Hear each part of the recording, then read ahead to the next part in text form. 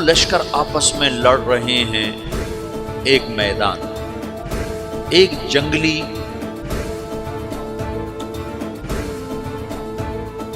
بدوؤں کا قافلہ، جنگل کے لوگ اپنے قبیلے کو لے کر، ایک جنگلی قبیلہ اپنے سردار کے ساتھ نقل مکانی کر رہا ہے ایک جگہ سے دوسری جگہ۔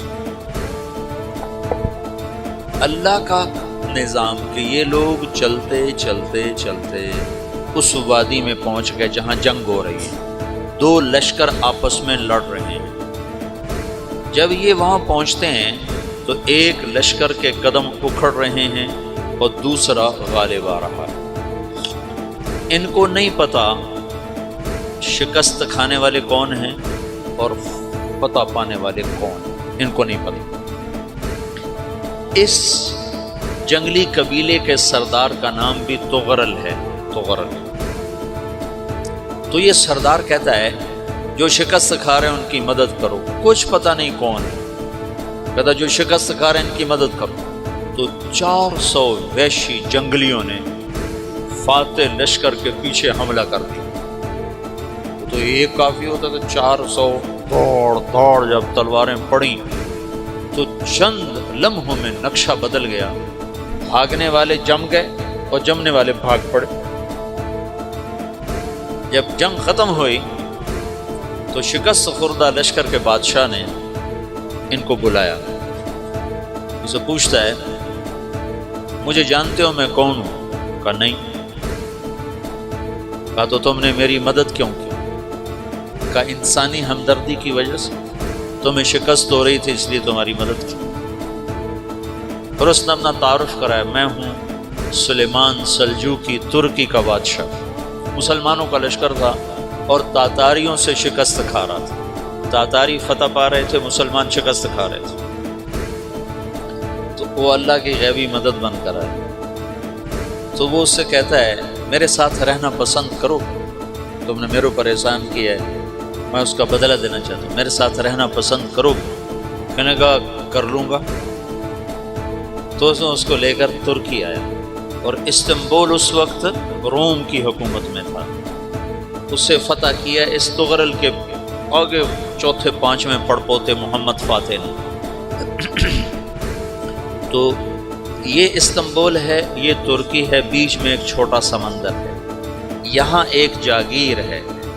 تو سلطان سلیمان کہتا ہے یہ جاگیر تجھے وقف ہے، ادھر سے رومی مجھے تنگ کرتے ہیں حملے کر کر کے، تو میرا دفاع کرتے رہنا، یہ جاگیر تیری۔ تو اس جاگیر پہ اس نے اپنے قافلے کو آباد کر دیا، اپنے قبیلے کو، اور ایک چھوٹی سی حکومت بنا لی، جو ایک صوبہ سمجھو سلیمان سلجوقی کا، وہ ایک چھوٹا سا صوبہ ہے۔ وہاں جب یہ رہ پڑا تو پھر یہ ایک شیخ کے بیعت ہوتا ہے، وہاں شیخ طریقہ ہے، ان کے یہ بیعت ہونے جاتا ہے۔ وہ اس کو رات اپنے پاس ٹھہراتا ہے، تو ایک کمرے میں ان کو ان کا خادم ٹھہراتا ہے۔ یہ جب کمرے میں جاتا ہے تو سامنے دیوار میں طاقچے پر قرآن پڑا ہوا ہے۔ تو یہ تغرل بیگ کہتا ہے یہ کیا ہے، یہ کیا ہے؟ تو وہ خادم کہتا ہے یہ کتاب اللہ ہے، قرآن ہے۔ وہ اس کو وہاں چھوڑ کے باہر چلا جاتا ہے۔ وہ دیہاتی آدمی، جنگل کا رہنے والا، پہلی دفعہ زندگی میں قرآن دیکھا، وہ کہتا ہے یہ قرآن ہے، اللہ کی کتاب ہے، میں اللہ کی کتاب کے سامنے سو جاؤں، کتنی بے ادبی ہے۔ تو اس نے ایسے قرآن اٹھایا اور سر پہ رکھ لیا اور کھڑا ہو، ساری رات قرآن سر پہ رکھ کے کھڑا رہا۔ رات کے پچھلے پہر اس کو خواب آیا، کھڑے کھڑے اس نے دیکھا کہ اس کی پشت سے ایک چاند نکلا اور شیخ کی بیٹی کے سینے میں جا کے اتر گیا۔ پھر اس لڑکی کے سینے سے ایک درخت نکلا جو پھیلتے پھیلتے پھیلتے 3 بر اعظم پہ چھا گیا، افریقہ پر، یورپ پر، ایشیا پر۔ پھر اس کی آنکھ کھل گئی، وہ کھڑا ہوا ہے۔ تو اس نے صبح یہ خواب اپنے شیخ کو سنایا، تو انہوں نے اپنی بیٹی اس کے نکاح میں دی تھی۔ اس بیٹی سے ایک بچہ پیدا ہوا، تغرل بیگ نے اس کا نام رکھا عثمان، عثمانی ترک نام سنو، جو میں نے کل بتایا تھا کہ 1924 میں وہ خلافت ختم ہوئی۔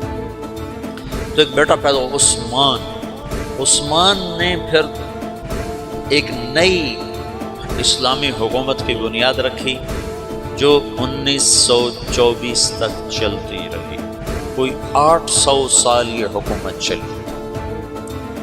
تو حکومت کا شیرازہ بکھرا لیکن پھر جڑ جاتا تھا، پر وہ قرن اول والا جوڑ کبھی نہ پیدا ہوا، ٹکڑے بن گئے۔ ان ٹکڑوں میں اللہ لوگ پیدا کرتا رہا جو دعوت دیتے رہے۔